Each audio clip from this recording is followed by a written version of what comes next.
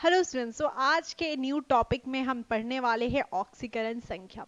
ऑक्सीकरण संख्या आपने रेडॉक्स रिएक्शन में भी पढ़ा है, बिल्कुल वैसे ही यहाँ भी हमें पढ़ना है, बिल्कुल उसी तरह यहाँ भी हम समझेंगे, लेकिन कोऑर्डिनेशन केमिस्ट्री में थोड़ा सा अलग होता है। लेकिन ऑक्सीकरण संख्या का अर्थ बिल्कुल वही होता है कि केंद्रीय परमाणु पर जो आवेश होता है, सेंट्रल मेटल आयन पर जो चार्ज होता है, उसे ही हम ऑक्सीकरण संख्या कहते हैं।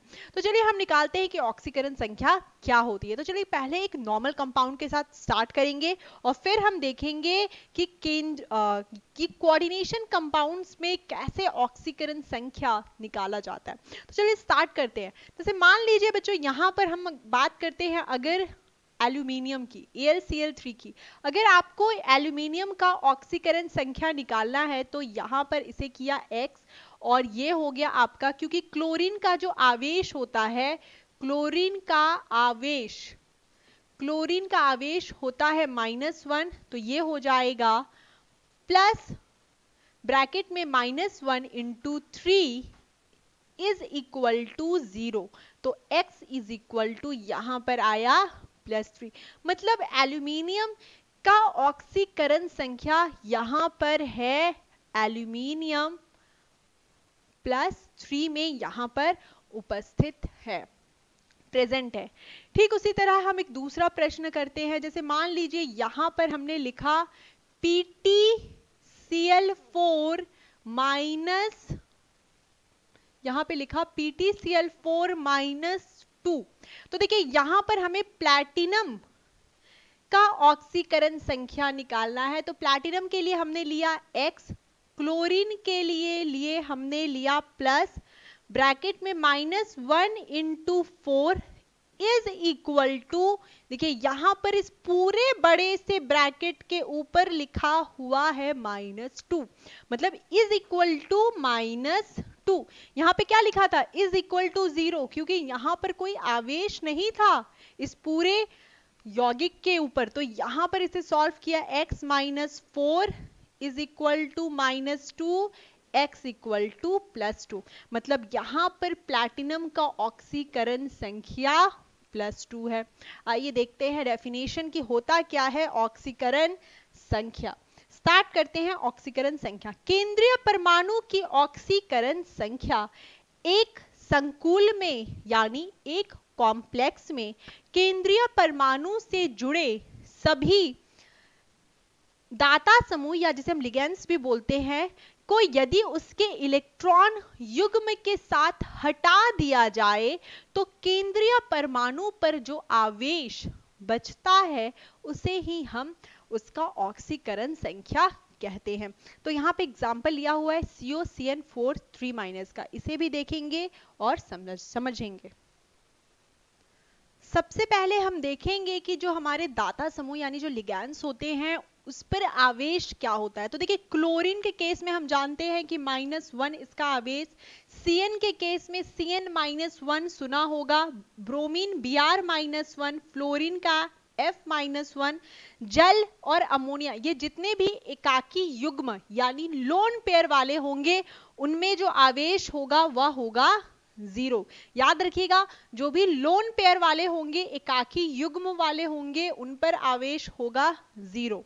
अब देखिए, अब दूसरा देखते हैं। जैसे मान लीजिए हमारे पास है C2O4 2-, यहां पर हम लिखते हैं, अगर यहां पर आवेश पूछा जाए तो यहां पर आवेश होगा -2। यहां पर क्या होगा आवेश? -2, जैसा कि हम जानते हैं C2O4 2-, यहां पर आवेश होगा C2O4 2-। ठीक उसी प्रकार अगर हमारे पास है NH2 CH2 CH2 NH2, अब देखिए यहां पर अगर कोई आपसे आवेश पूछे तो यहां पर आवेश क्या होगा? 0। यहां पर आवेश होगा 0। क्या होगा? चार्ज 0 होगा, क्योंकि मैंने आपको क्या बताया कि एकाकी युग्म वाले, यहां पर कोई चार्ज आपको दिख रहा है क्या? कोई आवेश दिख रहा है? प्लस माइनस कुछ भी दिख रहा है? नहीं। इसका अर्थ है कि इसका आवेश है 0।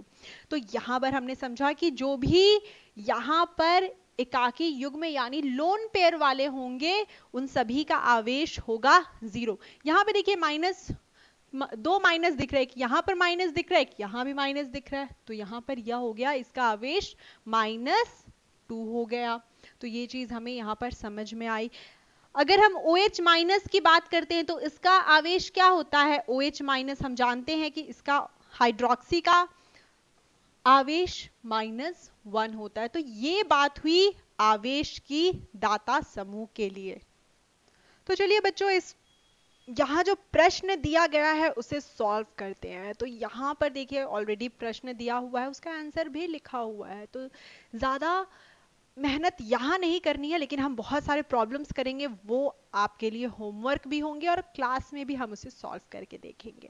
तो चलिए स्टार्ट करते हैं। यहाँ पर हम अपने पहले प्रश्न को लेते हैं। चार्ज आपको ऑलरेडी समझ में आ गया है। यहाँ पर हमने लिखा CuCN4 ब्रैकेट में, और इस कॉम्प्लेक्स कंपाउंड यानी जो संकुल है उसे हमने इस ब्रैकेट में लिखा, उसके बाद 3- चार्ज है। अब यहाँ पे देखिए कॉपर हमारा केंद्रीय परमाणु है जिसे हमने कहा X। यहाँ पर साइनाइड यानी CN हमारा दाता समूह यानी लिगैंड्स है। तो यहाँ पर ये क्या होगा? प्लस ब्रैकेट में CN के लिए हम क्या चार्ज यूज करते हैं, क्या आवेश को यूज करते हैं? वहां देखिए CN-1 होता है। कितना CN है अपने पास? 4 CN है, इज इक्वल टू पूरे कॉम्प्लेक्स पे चार्ज है -3। सॉल्व करेंगे तो आएगा x इक्वल टू +1, मतलब यहां पर जो कॉपर पे आवेश है वह होगा 1। हम इसे रोमन अंक के द्वारा दर्शाते हैं। देखिए यहां पर क्या लिखा हुआ है कि CuCN4 3- में कॉपर का ऑक्सीकरण संख्या यानी ऑक्सीकरण अंक 1 है, तथा इसे हम इस तरह से दर्शाते हैं। नेक्स्ट प्रश्न करते हैं अपना, जो है एनसीईआरटी का प्रश्न। यहां पे प्रश्न को लिखते हैं और सॉल्व करते हैं। ये है हमारा प्रश्न। तो चलिए बच्चों इसे सॉल्व करते हैं कि कोबाल्ट की ऑक्सीकरण संख्या क्या होगी। तो देखिए यहां पर हम पोटेशियम यानी जो K है या ग्रुप 1 का एलिमेंट है, तत्व है, तो इसके लिए +1। कोबाल्ट का हमें ऑक्सीकरण संख्या ज्ञात करना है, तो जिसका ज्ञात करना है उसे लिखा +x। कार्बोनिल, कार्बोनिल पर आवेश क्या होता है? कार्बोनिल पर आवेश क्या होता है? देखिए कार्बोनिल पर आवेश क्या होता है, बताइए कार्बोनिल पर आवेश क्या होगा? यहां कार्बोनिल पर आवेश होता है 0। इसे याद रखिएगा, कार्बोनिल पर आवेश होता है 0। तो यह हो गया +0 × 4 = 0। तो x = -1। x = मतलब कोबाल्ट पर ऑक्सीकरण अंक यानी ऑक्सीकरण संख्या है -1।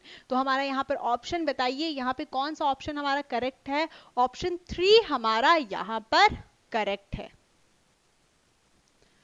तो बच्चों आज के लेक्चर में बस इतना ही। नेक्स्ट लेक्चर में हम बात करेंगे ऑक्सीकरण संख्या पर आधारित बहुत सारे प्रश्नों के लिए। तो आज के लिए नमस्ते, बाय बाय।